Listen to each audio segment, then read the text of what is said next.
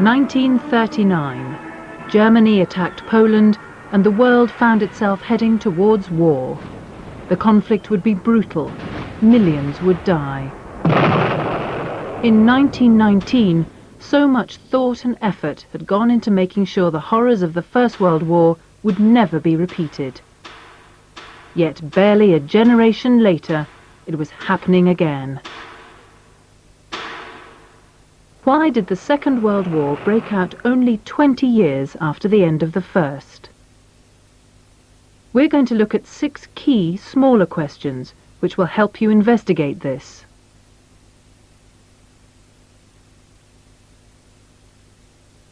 Did the peacemakers at the end of the First World War make a mess of their task?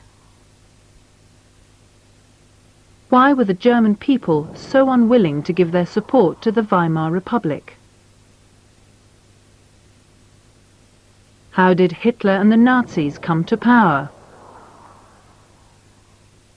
Whose fault was it that the League of Nations failed to keep the peace in the 1930s? Was Hitler always planning to go to war?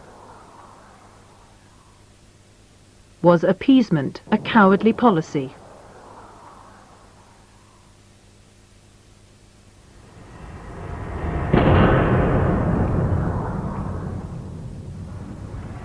Paris, spring 1919.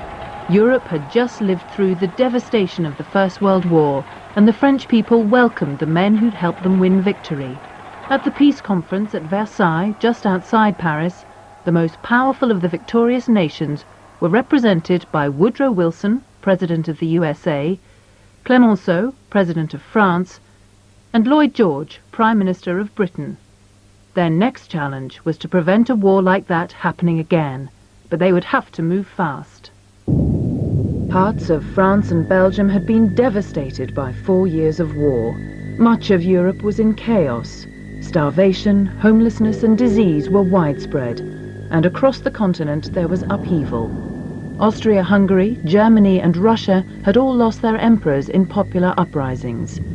Many people were terrified that the communist revolution which had rocked Russia would spread throughout Europe. At Versailles in 1919, each of the peacemakers had his own wish list for the conference. The French President Clemenceau wanted the Germans to be punished, and he wanted to stop any future aggression. In 1870, Germany had taken Alsace-Lorraine. In 1919, Clemenceau demanded it back. He wanted Germany's army reduced and its borders with France cleared of any military force. France had borrowed heavily from the USA to fund its war effort. To pay back that money and to compensate them for the country's destruction, Clemenceau demanded reparations from Germany. He was determined to weaken the German economy. The US President Woodrow Wilson was an idealistic man with big ideas for achieving world peace. Wilson didn't believe that the ordinary people of Europe wanted war. He believed that emperors were the warmongers. Central to his 14 points proposals, which had been published before the end of the war, was the idea that European nations should be governed democratically. That way, the leaders would have to listen to the peaceful wishes of their people. The old empires contained many different ethnic groups. Wilson proposed that those people should govern themselves. Self-determination, he called it, though his understanding of the complex ethnic groupings in Europe was limited. Wilson's other bugbear was secret diplomacy. He believed this encouraged the conspiracies and misunderstandings that lead to war. His idea for a League of Nations was to try and solve disputes between countries fairly and openly. The US president didn't want to punish Germany too harshly, in case it might look for revenge and start another war. Britain's Prime Minister Lloyd George had his own agenda too. Britain had lost 1 million soldiers in the First World War, and the British people needed someone to blame for starting it. And like France, Britain had borrowed heavily to finance its war and wanted Germany to pay. Lloyd George had just won the general election in November 1918 by appealing to these feelings. Privately, he favoured more lenient treatment for Germany. Before the war, it had been Britain's second biggest trading partner. It was in Britain's interest for Germany to get back on a good economic footing as soon as possible and start trading again. Germany's large navy was another matter. It might still threaten the British Empire. So did the German colonies. Britain wanted its navy cut down to size and the colonies taken out of German control. In the end, each of the peacemakers had to give way on some of their demands. The compromise they eventually agreed became the Treaty of Versailles. Germany did lose a significant amount of territory. Alsace-Lorraine was returned to France, and France would occupy the Saar for 15 years, as a guarantee that reparations would be paid. After that, a referendum of the Saarlanders would decide if they wanted to be French or German. The Rhineland was demilitarized to give France additional protection along its border with Germany. 8 new countries were created from the Eastern European empires: Lithuania, Latvia, Estonia, Poland, Czechoslovakia, Austria, Hungary, and Yugoslavia. Each was to have a democratic government. Poland and Czechoslovakia also ended up with German-speaking minorities. Germany's army and navy were drastically reduced. It would be allowed no submarines and no air force. Germany had to accept sole blame for starting the war, and following this had to pay £6,600 million to the Allies in reparations. And Germany lost all its colonies. Lastly, the peacemakers set up the League of Nations.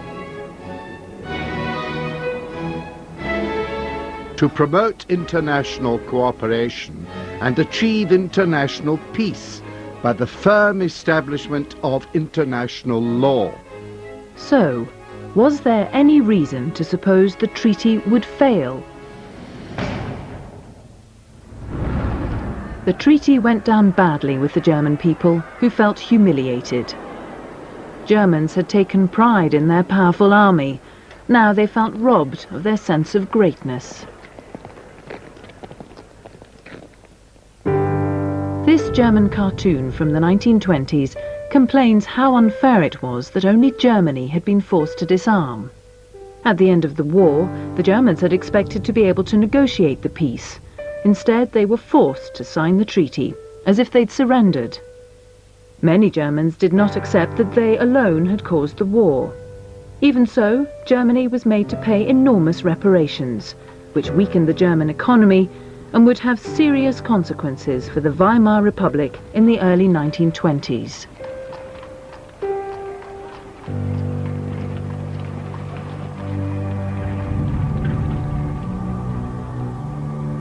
Redrawing the map meant many Germans found themselves living in Poland and Czechoslovakia, being ruled, as they saw it, by foreigners. It created thousands of refugees. This contradicted Wilson's 14 points. Many Germans felt they were being denied the self-determination Wilson was offering other nationalities. German anger and resentment, not enough to cause a war on its own perhaps, but not a good recipe for a lasting peace. Fritz Thyssen made his fortune in his steelworks in the Ruhr. In his retirement in the south of France, he wrote about how he thought the German people had reacted. The signature of a humiliating treaty condemned a whole nation to a sort of economic slavery, rendered insulting by a confession of guilt, and gave rise to the violent nationalistic reaction, which soon gathered momentum throughout Germany.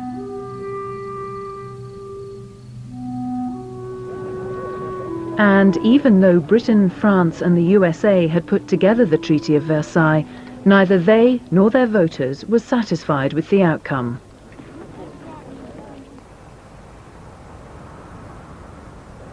There is a growing feeling in the Senate that the whole treaty should be thrown out of the window.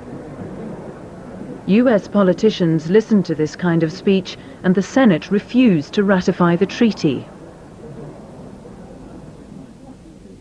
As for the French, Clemenceau himself felt the treaty was too lenient.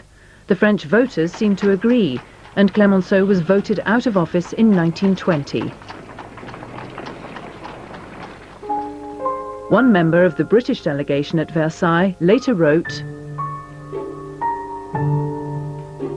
"We arrived, determined that a peace of justice and wisdom should be made.